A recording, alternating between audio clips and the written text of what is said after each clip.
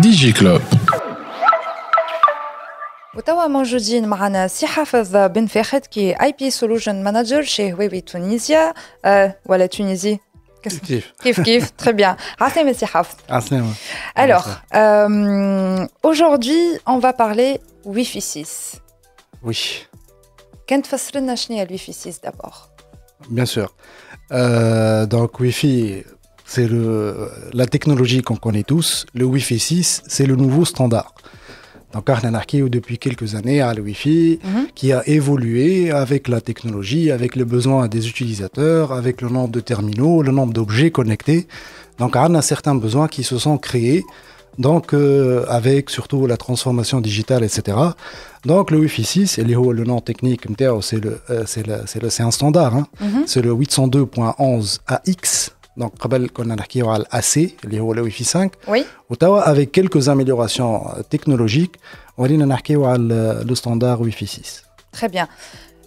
Est-ce qu'on peut se permettre de dire que c'est un peu la même évolution qui le mobile, le 2G, 3G, 4G, 5G on peut parler de ça, elle est similaire. Elle est similaire. D'ailleurs, ما كناش نقولوا Wi-Fi 4 ou Wi-Fi 5. L'appellation avec les chiffres, donc 4, 5 et 6, jette un peu en analogie avec ce qui se fait dans le monde des réseaux mobiles. Donc, on a 2G, 3G, 4G ou 5G.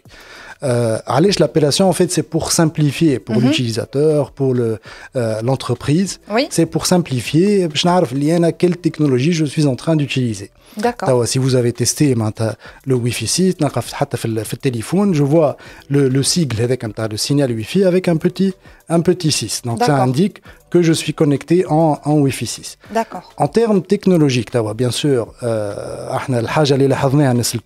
quand on est dans un environnement à haute densité, de type centre commercial, aéroport, etc., on a du Wi-Fi qui est ouvert, qui est gratuit pendant 20 minutes, pendant 24 heures. Je me connecte dessus, j'essaie d'avoir un bon service, je trouve vidéo, je trouve les mails, simple navigation web. Malheureusement, on se rend compte très rapidement que on a مشكلة au niveau de la performance. Oui. Que ce soit la navigation, la vidéo de Sakadi ou la navigation matadèche, mais il y a برشا باش يدخل. Donc du coup, le réflexe qu'on a tous, c'est sac le Wi-Fi, même si c'est gratuit. On a le 4G, donc alors que c'est payant. Donc je préfère, l'utilisateur, il préfère utiliser la 4G, le réseau mobile, malgré que ça soit payant. Il a ce besoin de qualité de service. Donc, le grand avantage du Wi-Fi 6 par rapport au Wi-Fi 5, c'est le support de la haute densité. Donc, c'est une amélioration de l'efficacité, on va dire, du réseau WLAN ou le réseau Wi-Fi. Très bien. Avant de rentrer sur les avantages du Wi-Fi 6 et la comparaison avec les technologies et l'IRBAL, ça dépend. Que ce soit, ça dépend de l'utilisateur. Tout ce qui est fait ou le Wi-Fi en fait consommateur ou le consumer, on utilise ce que le fournisseur nous fournit, le FSI. Oui. Un abonnement internet à n'importe quel FSI, mais un modem. Ce modem, le Wi-Fi. Oui. Donc la grande majorité, malheureusement, on est encore sur le Wi-Fi 4. Donc pour les modems ADSL qu'on utilise, voilà. Donc bien sûr, il y a des contraintes derrière, ou tout un écosystème, on va dire. C'est que la plus grosse contrainte, c'est le coût. Donc, il faut savoir que le modem, il est mis à disposition du consommateur. D'accord, donc les modems qui sont compatibles avec le Wi-Fi 6 Manjoudi. Exactement, bien sûr. Sauf qu'on ne les fournit pas parce que ça coûte cher, c'est ça? En quelque sorte. D'accord. Mais le standard Wi-Fi 6, oui. En fait, il a été officiellement publié en 2019. Donc, on est déjà à 3 ans, en fait, de cycle de vie de ce standard Wi-Fi 6. En termes de technologie, on parle déjà du Wi-Fi 7. On a le Wi-Fi 6, le Wi-Fi 6E, enhanced, amélioré, ou le Wi-Fi 7, qui déjà, certains constructeurs, par exemple Huawei, a déjà un produit, un point d'accès qui supporte le Wi-Fi 7. D'ailleurs, Huawei, il était parmi les précurseurs en termes de Wi-Fi. Et même le premier point d'accès Wi-Fi 6, il a été produit par Huawei. Après, tous les constructeurs ont suivi. En environnement entreprise, donc les points d'accès qu'on utilise pour les entreprises, le colonne, c'est du Wi-Fi 6. Très bien. D'accord. Donc, quand une entreprise, elle veut de mettre en place un réseau Wi-Fi, il vaut mieux qu'elle fasse attention à ne pas tomber dans le piège d'acheter un point d'accès qui ne supporte pas le Wi-Fi 6. D'accord. À la khatre, tous les constructeurs, Huawei et les autres constructeurs de l'écosystème en fait, technologique, les concurrents, etc., ils fournissent du Wi-Fi 6 et ils ne fournissent plus du Wi-Fi 5. D'accord. Donc, quand un point d'accès Wi-Fi 5, alors ça veut dire que c'est un point d'accès stock ou quelque part. Donc, il faut faire attention à ne pas tomber dans ce piège. D'accord ? Très bien. Et pour revenir justement sur l'apport de cette technologie, شنو عجبك الجديد par rapport au Wi-Fi 5 ولا اللي قبل au Wi-Fi 4, etc. اللي جابت جديد كما قلت لك c'est de 1 une augmentation de la bande passante. معناتها قبل كنا في le Wi-Fi 5 نحكيو à un point d'accès qui peut aller jusqu'à 1 giga. OK, maximum de throughput ولا débit d'un point d'accès نحكيو على 1 giga. اليوم بالWiFi 6 يوصل حتى لل 10 giga. D'accord. Bon, bien sûr, quel constructeur, il a différents modèles en fait. Ou quel modèle, trafic gamme moyenne, haut de gamme, on peut arriver jusqu'à du 10 giga. Alors bien sûr, qui à la 10 giga, c'est du 10 giga dans un réseau local. Bien sûr, je n'ai dit le goulot d'étranglement du lien WAN ou le lien Internet pour le cadre des entreprises. On parle de fibre optique. Pour avoir un abonnement très haut débit Internet, un abonnement à une ligne fibre optique. Ou une ligne faisceau hertzien qu'on utilise pour la plupart comme un backup. Donc, les débits de fibre optique, nous, le Lyon Fiton, on peut aller jusqu'à 1 giga pour une entreprise. Sauf qu'en termes de coût, c'est très coûteux. C'est vraiment très, très, très coûteux. Et c'est des abonnements. Donc, c'est des frais récurrents pour l'entreprise. Donc, réellement, l'entreprise, elle doit avoir le besoin qui justifie, en fait, cette augmentation de débit. Ceci étant, quand on a 1 giga, c'est un maximum. Alors que sur le réseau interne, le LAN, le réseau local, on est à 10 gigas avec le Wi-Fi 6. Alors, pourquoi ce gap, on va dire essentiellement pour 2 raisons. La première raison, c'est que en fait, le cycle de vie des équipements du réseau local, il est plus rapide que le cycle de vie des équipements réseau WAN. On a le backbone, l'opérateur, etc. Donc, je note 1 giga vers des débits plus élevés, ça va me prendre plus de temps. D'accord. Alors que le point d'accès, une entreprise, quand elle fait une acquisition, ou elle fait un planning, d'avoir un nouveau projet WLAN ou la Wi-Fi, c'est normalement en général pour une durée de vie de 5 à 7, voire 10 ans, et vraiment on veut extrapoler. D'accord. Donc, fait que 10 ans, il y aura vraiment un grand changement au niveau des besoins des utilisateurs. On utilise des applications qui sont de plus en plus gourmandes. Voilà, tout ce qui est réalité augmentée, réalité virtuelle. On utilise de la vidéo 4K, 8K, etc. Et ça, c'est assez gourmand en termes de bande passante. Le deuxième point, pourquoi avoir besoin du 10 giga en interne. Alors, l'entreprise, en général, a son data center qui est local, qui est interne à l'entreprise. Donc, réellement, l'utilisateur, sur le data center pour utiliser l'application quelle que soit l'application, il va utiliser le réseau local. Le lien WAN. Donc réellement, le goulot d'étranglement de WAN, même s'il va suivre, c'est pas vraiment un goulot d'étranglement au niveau du LAN. D'ailleurs, en général, on fait la comparaison en termes de réseau local, mais bien un réseau filaire et un réseau sans fil. Donc les utilisateurs en filaire, ils sont déjà sur du 1 giga. Quel utilisateur a un port sur le laptop ou le PC qui est déjà à une vitesse de 1 gigabit par seconde. Alors bien sûr, le câble, quand je le connecte à un PC de bureau, PC statique, donc on a les utilisateurs au niveau du réseau LAN, ils stimulent le réseau filaire qui est déjà à une vitesse de 1 giga. Pour se connecter à leurs serveurs qui sont installés localement. Donc, Lyon m'envoie plus de mobilité des utilisateurs au niveau de l'entreprise. Donc, on a des laptops où ils bougent, salle de réunion, peu importe où dans l'entreprise, mais il veut toujours être connecté au réseau de l'entreprise. Tout à fait. Donc, ils amènent une technologie qui lui fournit, en fait, une connectivité ou des performances réseau similaires au réseau filaire. Donc c'est pour ça qu'on parle au niveau du LAN d'un débit très élevé. Donc il roule 10 gigas, alors, le point d'accès il supporte un maximum de 10 gigas tous les utilisateurs connectés. Donc il est sur une densité de à peu près une dizaine voire une vingtaine d'utilisateurs qui sont connectés au point d'accès aux alentours, donc très proche de ce qui se fait dans le réseau filaire. Donc l'utilisateur, je lui offre plus de mobilité avec des performances similaires. Très bien. Okay. Est-ce qu'il y a d'autres peut-être avantages qu'on pourrait citer avant de passer à la question sécurité? Bien sûr.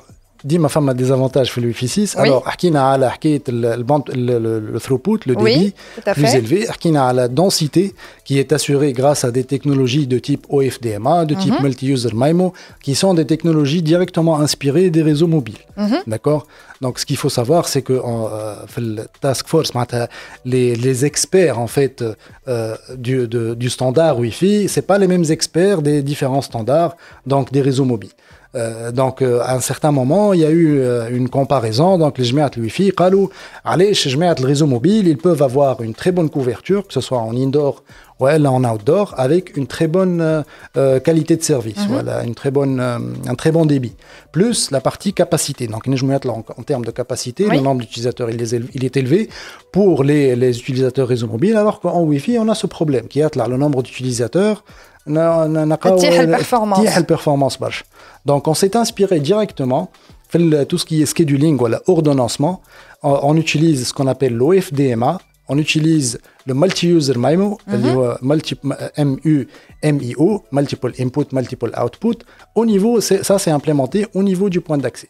Alors là, une petite parenthèse, Huawei jusqu'au jour d'aujourd'hui, c'est le seul constructeur à pouvoir fournir les deux technos en même temps. D'accord. Il faut savoir que la concurrence, il y a MH active l'OFDMA ou il y a MH active le multi-user MIMO, qui sont des algorithmes de scheduling. C'est un algorithme qui est implémenté au niveau du point d'accès et qui va faire l'ordonnancement, en fait les trams, machines vers les différents utilisateurs. Alors, Huawei, on peut combiner les deux pour avoir du OFDMA plus du multi-user MIMO comparé à la concurrence qui va avoir de l'OFDMA ou bien du multi-user MIMO.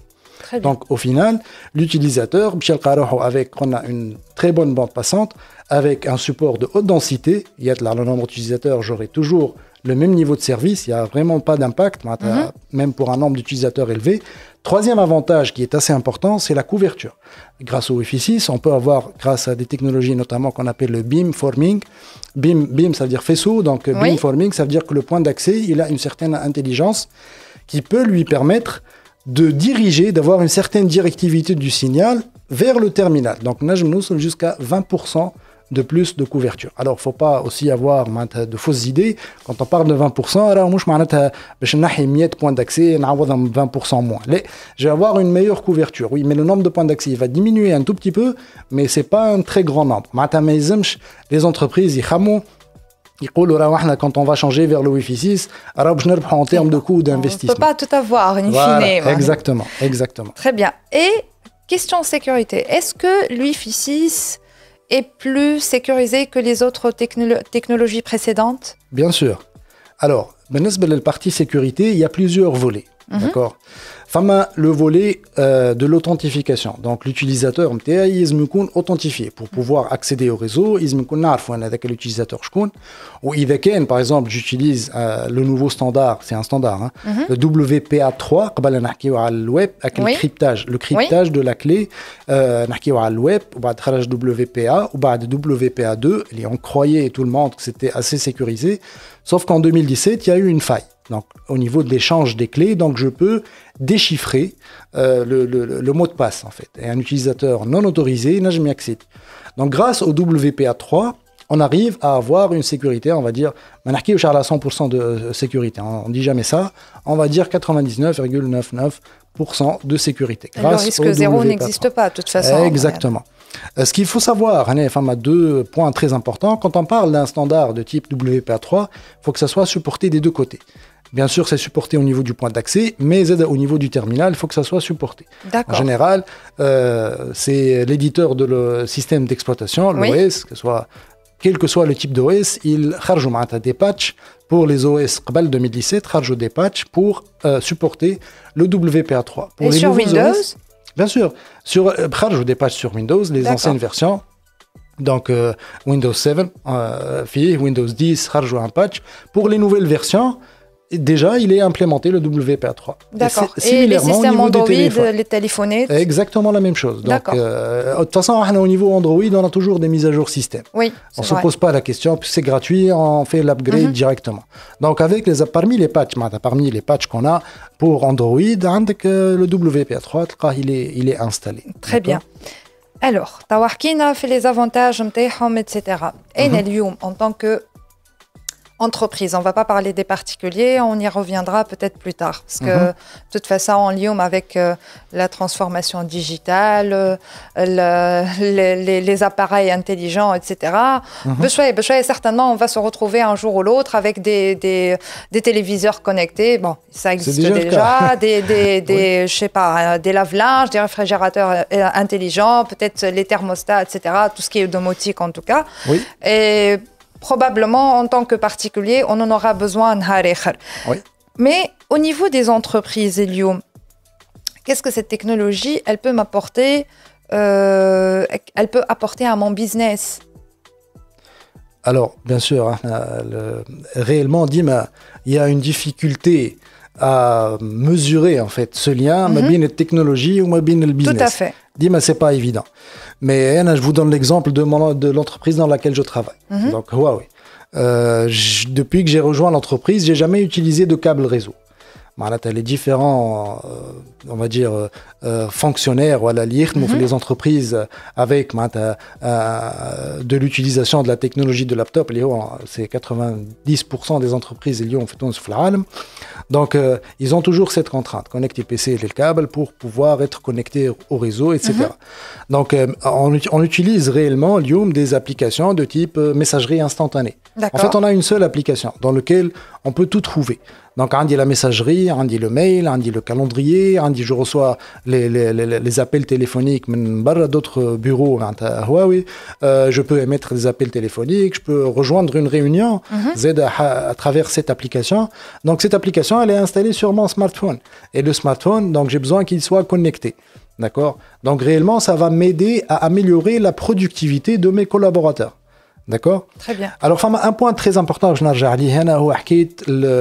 le projet WLAN ou le projet Wi-Fi d'une entreprise. Comment ça se passe? Alors, en général, on a ce besoin d'avoir du Wi-Fi. Bien sûr, dépendamment des entreprises, surtout, entre guillemets, entre parenthèses, on va dire, le secteur financier, dit quelques craintes par rapport à la composante sécurité du Wi-Fi. Oui. Donc, les banques, les assurances, etc. Mais c'est du Wi-Fi pour leurs collaborateurs. Allez, je vais un risque de sécurité.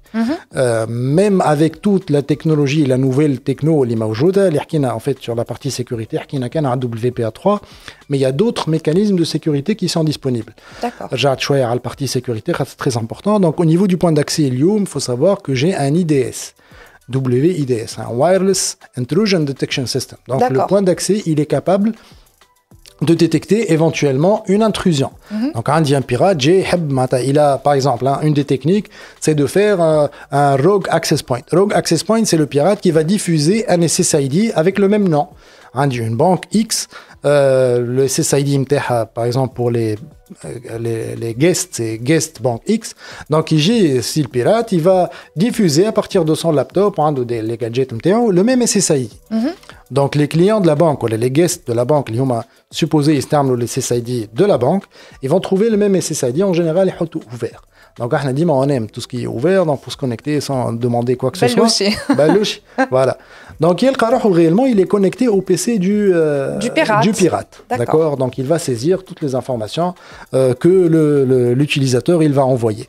Donc, le point d'accès, il implémente une technique pour détecter, en fait, le pirate, il est obligé de mettre dans le même rayon que le point d'accès. C'est comme ça que le point d'accès, il peut détecter cet SSID. Et il peut envoyer, il peut neutraliser le SSID du pirate et envoyer au terminal, cet SSID, c'est un SSID rogue. Ne vous connectez pas dessus. Donc, toute cette communication, elle est transparente. Donc, pour les utilisateurs, on a réellement sur mon terminal, smartphone par exemple, Donc, je vais voir SSID Guest Bank, un autre SSID avec un point d'exclamation. Attention, cet SSID n'est pas net. Il y a quelque chose qui cloche au niveau de cet SSID. D'accord. Avec le mécanisme de sécurité implémenté au niveau du point d'accès. Donc, ce qui est clair, c'est qu'avant que le Wi-Fi 6 arrive, je ne vais plus jamais me connecter à un Wi-Fi gratos. C'est important. Surtout, il y a beaucoup de failles là, les anciens standards, les anciennes technos qui ont été exploités dans ce sens. Surtout pour les environnements publics. في مطار, في centre commercial, etc. يجي le pirate, il va collecter les informations. Il s'en fout de ce qu'il collecte. Il collecte de l'information, après il trouvera certainement quelque chose à exploiter, in fine. Voilà, exactement. Le but, c'est de collecter l'information. Un autre volet aussi très important, c'est le cryptage de la communication entre le point d'accès et le réseau, d'une façon générale. En particulier, un équipement qu'on appelle le contrôleur, c'est lui qui va contrôler tous mes points d'accès. Donc, ce qu'il faut savoir, c'est que dans le réseau Wi-Fi et WLAN, on a deux schémas. Ou bien j'ai des points d'accès standalone. معناتها يخدم هو وحده un point d'accès il est directement connecté au réseau والترافيك يتعدى بالبوان d'accès ويخرج للانترنت ولا يمشي للسيرفر.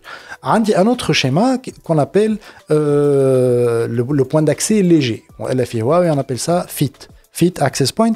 Ça veut dire que réellement l'intelligence, la grande partie d'intelligence, surtout la partie contrôle, elle va pas être située au niveau du point d'accès, mais au niveau d'un équipement central qui s'appelle le contrôleur qu'on va utiliser en fait tout simplement pour générer la configuration à tous mes points d'accès. Un exemple, une entreprise qui a 200 points d'accès, elle va pas, l'IT, il va pas s'amuser à configurer les points d'accès un par un. Donc, il va juste configurer le contrôleur, quoique le contrôleur avec le config partout. Donc, je vais avoir le même SSID qui va être diffusé partout. Donc, je n'ai la partie sécurité, donc je disais que la communication entre le point d'accès et le contrôleur, elle est cryptée.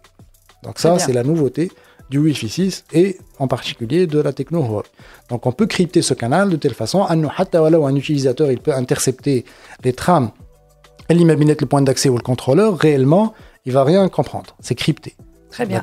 Et est-ce qu'il y a des démarches en amont à faire pour une entreprise, pour implémenter ce genre de projet peut-être ? Bien sûr, bien sûr. Alors il y a des étapes bien connues par l'écosystème de partenaires.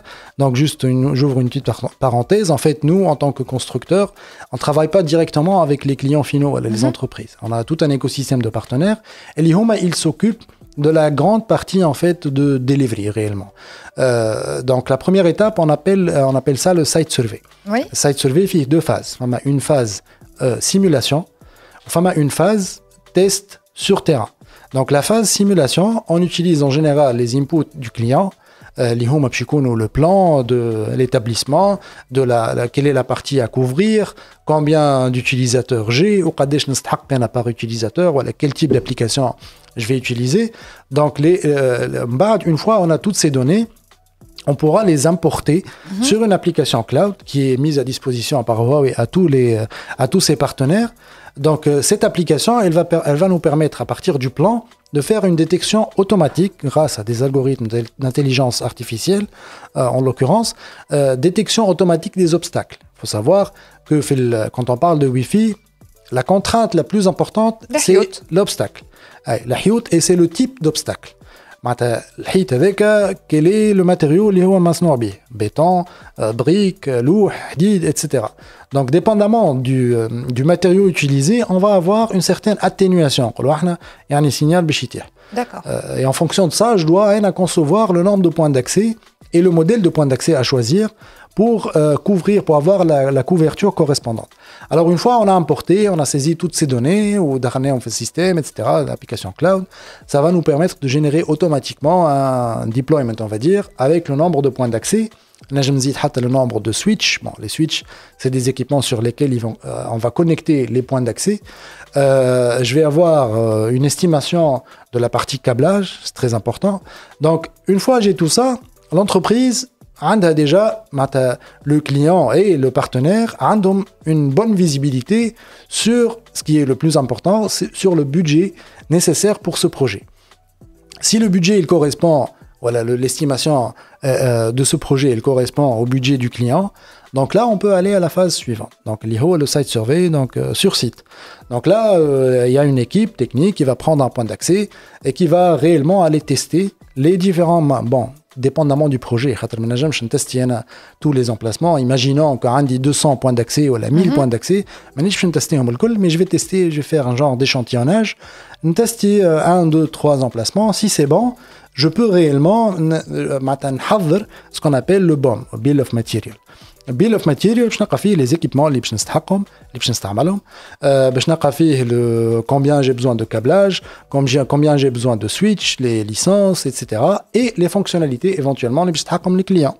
En l'occurrence, la partie authentification, est-ce qu'on نستحق نزيد une authentification ou là une authentification existante باش نintégrer معها, etc. Donc une fois on a fait tout ça, on fait la présentation au client. Voilà notre design. D'accord, là on parle de HLD, High Level Design. Donc le HLD, il est préparé en collaboration entre l'équipe Huawei et l'équipe du partenaire. D'accord. Quand le client il est OK pour le projet, on passe à l'implémentation. On passe à l'implémentation, exactement. Très bien. Alors, قبيل حكينا شوية في الأوف quand même. J'avais compris que Huawei a déjà travaillé sur des projets d'implémentation de Wi-Fi 6. Est-ce qu'on peut revenir dessus? Bien sûr. Rapidement. Ce qu'il faut savoir, et c'est une bonne chose pour la Tunisie, pour Huawei et pour la Tunisie. Donc nous, on a eu la première référence Wi-Fi 6 de la région Nord-Afrique. Fitouns, c'est une école d'ingénieurs privés qui a donc déployé les points d'accès, voilà, un réseau Wi-Fi 6 Huawei. Au jour d'aujourd'hui, on est très présent donc dans le secteur de l'éducation, essentiellement l'enseignement supérieur. D'accord. Donc on a couvert une très grande partie des universités donc Fitouns. Vous avez quand vous dites سامحني في تونس العاصمة ولا le territoire tunisien? Territoire tunisien. D'accord. Territoire tunisien. On est à 9 universités sur 13. Donc 9 universités utilisent les points d'accès Huawei. Donc تمشي لأي université منهم, vous avez de très fortes chances انك ترى un point d'accès Huawei Wi-Fi 6 qui est installé et qui est en train d'être utilisé. Très bien. En termes de nombre, on est à peu près à 2000 points d'accès déployés. Donc pour le secteur éducatif. En termes de satisfaction client, c'est très important. Donc, on a presque zéro réclamation. Donc, il y a 2000 points d'accès.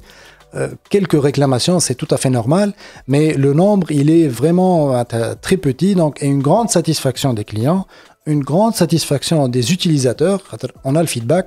En général, le client qui fait le feedback, les utilisateurs, il dit que tout à fait. Donc, ça veut dire s'il n'y a pas de réclamation, voilà, c'est que tout va bien. Voilà, tout va bien. Donc, il y a bien sûr quelques petits pépins qui arrivent. Ça fait partie de n'importe quel projet. Et on gère, bien sûr. Point très important pour Huawei, on a le centre de support qui est situé en Tunisie. On appelle ça le TAC, le Technical Assistance Center. Donc, il est situé en Tunisie avec une équipe de Tunisiens. Donc, le client qui a ce téléphone, il a des Tunisiens. Ça, c'est très important. On est très proche de nos clients et ça aide les clients, ça les rassure. Bien sûr, ça les rassure. Alors, Sihavad, donc là, on a fait pratiquement le tour des avantages et de l'apport éventuellement de la Wi-Fi 6. Est-ce qu'il y a des bonnes pratiques, Iliou, qu'on peut aborder peut-être pour conseiller l'abed خاطر فما ساعات ما عرفتش انا نجي نقول لك باغ اكزومبل حطيت الروتور نتاعو الموديم نتاعي في تل بلاصه و باغ اكزومبل في الصاله وفي اخر الدار من غاديكا ça capte pas. Est-ce que فما حاجات peut-être نجم نعملهم قبل ما نمشي نشري un répéteur نركبه في البلاصه هذيك? Bien sûr. Donc ce qu'il faut savoir c'est que l'emplacement du point d'accès ou du modem qu'on a à la maison est très important. En fait, la couverture qu'on a, dima en général, pour les antennes omnidirectionnelles, donc ça rayonne dans tous les sens autour du point d'accès. D'accord? Donc c'est comme si c'est une sphère autour du point d'accès. Donc si on va mettre le modem à l'extrémité du local, que ce soit une maison, une entreprise, etc., voilà le point d'accès. Donc réellement, je n'ai le signal il est donc vers le voisin. Vers le voisin. Alors, en termes de bonnes pratiques, ce qu'il faut savoir, c'est que l'emplacement du point d'accès, il est très important. Donc, quel est le meilleur endroit pour placer mon point d'accès? qui fait le signal autour du point d'accès qui fait qu'on mange. Donc en général, dit manahki voilà grosso modo une sphère autour du point d'accès. C'est des antennes qu'on appelle omnidirectionnelles. Bon, bien sûr, il y a d'autres technologies qu'on appelle les antennes directionnelles. Donc, il va m'envoyer le signal vers une direction donnée. On fait certaines configurations. Mais pour tout ce qui est omni, tout ce qui est consumer, ou les points d'accès, on va dire, du marché, il y a des antennes omnidirectionnelles. Donc, le rayonnement, voilà, le signal du point d'accès, tout autour du point d'accès. Donc, je suis au centre et le signal MTA tout autour. Donc, si je place mon point d'accès à l'extrémité, réellement, il y a une perte de signal et je vers le voisin ou vers l'extérieur d'une façon générale. Il y a aussi le côté interférence. Ça aussi, c'est très important. Il faut savoir qu'on a des équipements, voilà, qui m'a par exemple le four à micro-ondes qui fonctionne dans des fréquences très proches. C'est la même bande de fréquences que le Wi-Fi. D'accord? Donc, ça marche 2.4. Donc, 2.4 gigas. Donc, 2.4 gigas, d'autres terminaux. Si on pense avec les manettes des consoles de jeux sans fil, c'est toujours la fréquence 2.4. Le Bluetooth, c'est aussi très proche en termes de fréquence. Donc, il y a l'interférence, réellement, j'ai deux signaux qui vont s'annuler. Donc, même si j'ai un point d'accès qui est en train d'émettre un signal, mais à cause de l'interférence, je ne vais pas recevoir de signal. Une très mauvaise couverture. Donc, je dois faire attention à l'emplacement du point d'accès, à ce qu'il y a autour du point d'accès, pour tout ce qui est donc, environnement home ou là chez nous. Donc, un modem. En général, il n'y a pas de changement de la fréquence du canal utilisé des différents modems. On a deux abonnés, le même FSI ou des FSI différents avec la config par défaut. Donc, Zouz, Qadin, ils utilisent la même fréquence. Réellement. Ce qui est bien avec la techno, le Wi-Fi 6, les modems ou les points d'accès, c'est que femme a ce qu'on appelle la détection de l'interférence. Donc, la co-channel interference, un point d'accès, il détecte que femme a un autre équipement qui émet sur cette même fréquence, il va changer sa fréquence. D'accord? Parce qu'il y a deux fréquences sur le Wi-Fi 6, c'est ça? Il y a deux fréquences, il y a deux porteuses. On a la 2.4 au 5 gigas. D'accord. Autour des deux porteuses, on a plusieurs canaux. Donc, il y a un certain nombre de canaux 2.4, un certain nombre de canaux 5 gigas. La différence entre les deux porteuses, c'est essentiellement le débit et la portée. Donc, 2.4, on dit plus de portée, mais moins de débit. 5 gigas, on dit moins de portée, à couverture, mais plus de débit. Et un nombre de canaux plus élevé. Donc, la largeur du canal, elle est de 20 jusqu'à 160 mégas. La largeur de bande, elle influe directement sur le débit.